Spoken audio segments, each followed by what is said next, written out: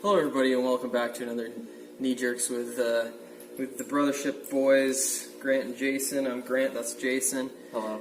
It's been a while since we did one of these, mostly because, as you can tell, we're, quite busy, just with life and all those things, and we're just kind of forgetful and lazy as well. But we figured we'd dig out another Knee Jerks review. That's where we catch up to a single and we listen to it, and we immediately afterward let you know kind of what we think. And the one that we just listened to is Muse's newest single, Thought Contagion, which will be on whichever album they're putting out next. I don't think they've dropped like a title or a release date or anything like that. They released Dig Down back in the summer of last year, and now they're releasing Thought Contagion as a follow-up to that. Big neon 80s aesthetic, like every band seems to be doing now. These kind of like new post-new wave, red and blue only, sort of very saturated deep red colors. and blue. Yeah, it's like neon pink and it's like it's like raspberry pink and that other berry blue, not blueberry. Okay, raspberry pink and blue. So what did you think of it? I thought it was pretty bad. When you compare it to a song like Dig Down, I think it's hard for Muse to get much worse than that. That was a low because point. Muse's shtick has always been the political commentary, social commentary kind of thing, and they did that, pretty well on some of their older albums, and that kind of became what people, sought them out for. And unfortunately, I think a lot of their fan base kind of became the neckbeardy atheists who think that religion is a, disease. Social construct.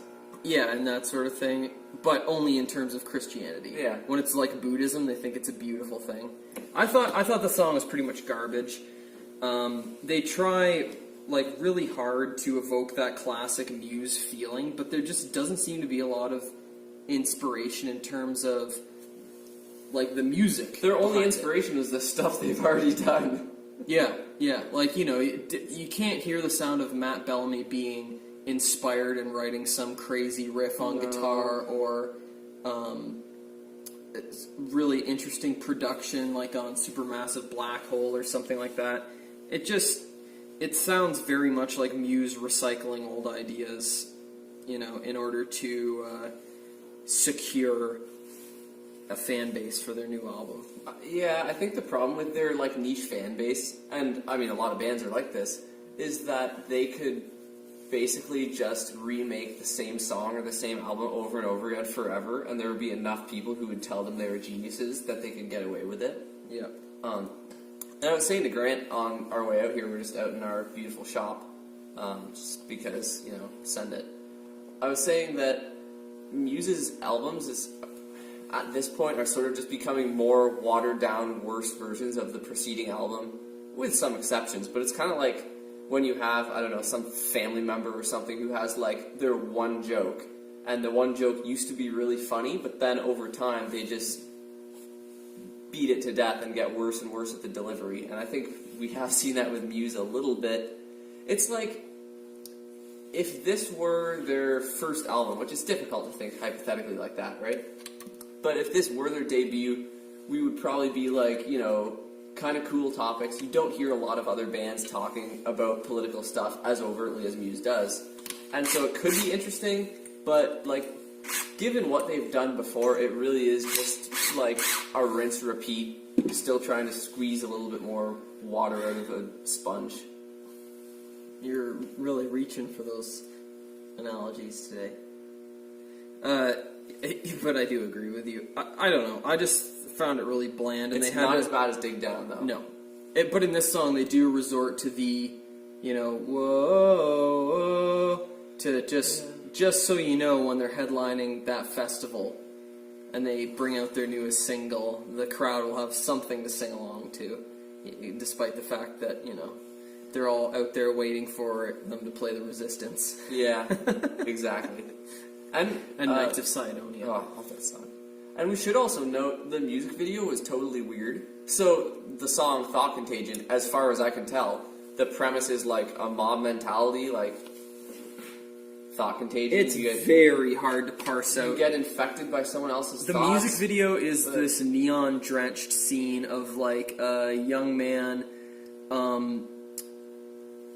playing a cassette with his girlfriend, who turns out to be some sort of vampiractic monster.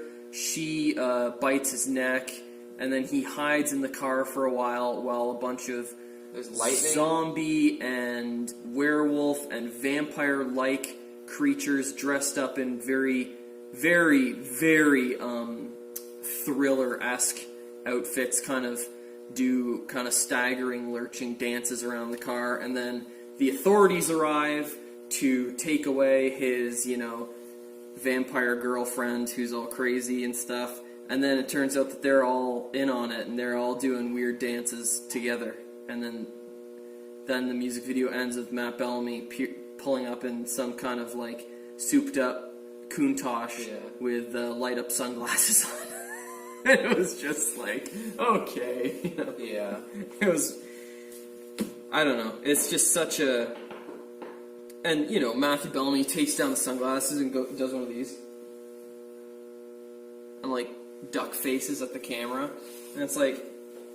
He appears to be the only one not in on the joke. Yeah. At this point in time. And that's just such a painful thing to see your favorite band do. Or... They're not my favorite band, but, But speaking of painful things to see, I think that's all from us this time. What does it the commentators say? Like, for Grant Andrews, I'm Jason. For the Good Ship Brothership, I'm Jason For the Andrews. Good Ship Brothership, I'm Jason Andrews. That's and this has been our knee jerks on Thought Contagion. Thank you. by Good Muse. night.